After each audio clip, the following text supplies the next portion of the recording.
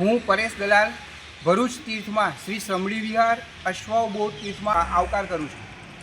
ભરૂચ તીર્થ જ્યાં આગળ મુનીશ્વર સ્વામીએ 60 યોજનનો વિહાર કરીને અશ્વને પ્રતિબોધ કર્યો હતો. ભરૂચ તીર્થ જ્યાં આગળ સૌપ્રથમ એશિયાનું ભક્તામણ મંદિર બનેલું છે. 108 પાર્શ્વનાથ ભગવાનની અંદર એક એવા કલહરા પાર્શ્વનાથ ભગવાનનું જિનાલય આવેલું છે.